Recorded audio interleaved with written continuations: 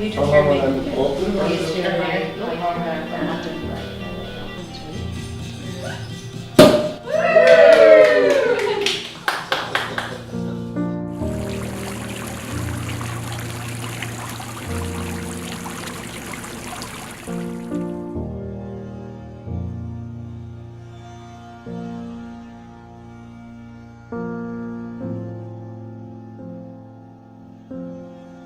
Usually every story of wedding romance begins at the first meeting.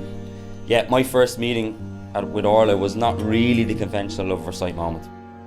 It was a little under 11 years ago when I first lay eyes on Orla and then promptly looked away. It was a busy Sunday lunch in the Garvin Inn and when I first met her, and I was introduced to the new girl. So those of you who've ever had a part-time job in, I suppose, a pub or anything like that, you never really get too close to newbies because they never really last. So our first interactions were, I suppose, orders that I'd fired at her that were supposedly accompanied by the look. Yeah. I never knew I had such a look until Orla came along.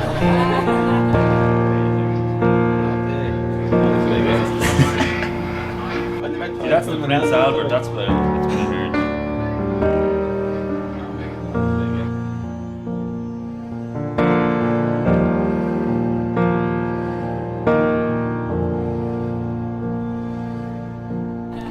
But thankfully, this newbie managed to last the pace and she began to get more than a grunt or a glare out of me. So as the months went by, I began to see a little bit more edge to this newbie. I began to see a smile that made even the grumpiest farts at the bar smile. I began to hear a cackle-like laugh, like that. I also began to realise how absolutely gorgeous she was. Soon, she wasn't just a newbie with a beautiful smile. She became the girl I couldn't get out of my mind.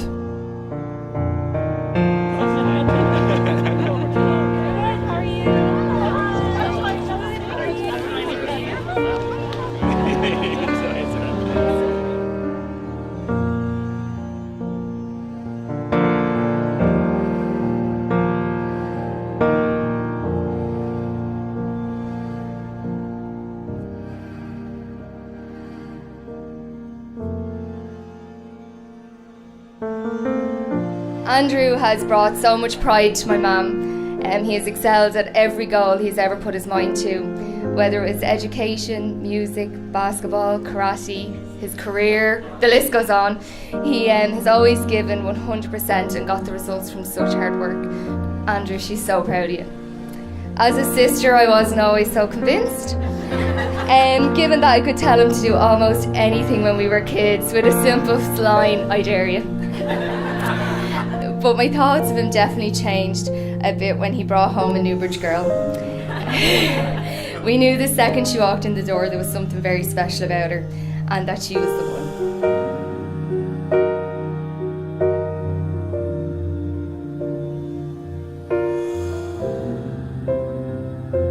It's with their relationship, myself and Mum have seen my brother grow into an incredible man. His respect, support, love and adoration for Orla is something we are both extremely proud of.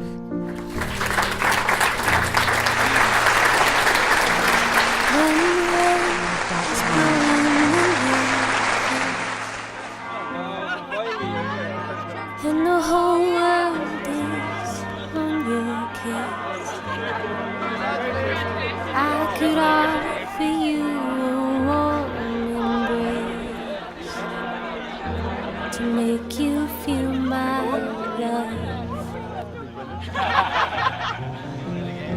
When evening shatters and the stars appear, and there is no one there to dry your tears, I could hold you for a million years to make you feel my love.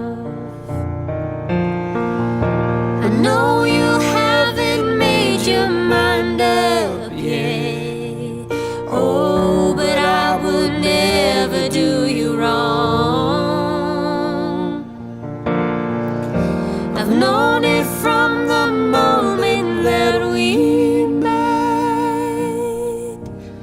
doubt in my mind where you belong. But I've learned a lot about what is important in life, mainly thanks to Orla. I've seen her slog through college, studying, working part-time, working endless hours in the hospital. I've seen her get up in the early mornings, day after day, and care for people, despite being exhausted herself. Many times over the years, I've been told by her colleagues how wonderful she is, and I've been always felt immense pride that her kind of personality and warmth touched so many. On numerous occasions, I've heard from patients and families of patients that she is cared for in their darkest of times, and learned how considerate and caring and loving she is, even to strangers. I'm immensely proud of the work that she does. To watch Orla show resilience every single day, it always inspires me, and it just epitomises who she is.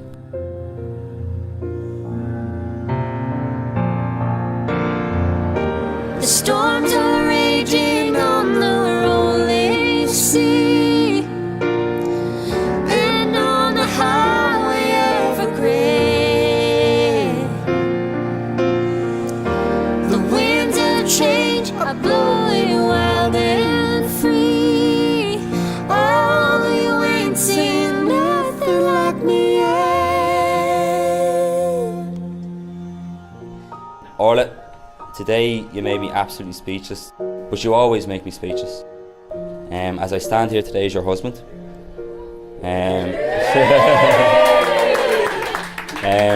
I promise that I will always do the utmost to give you back even the smallest amount of love that you've given me. Thank you. So could we please be upstanding?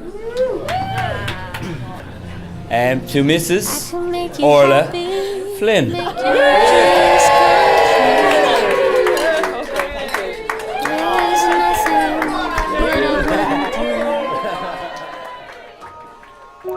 Go to the ends of the earth for you,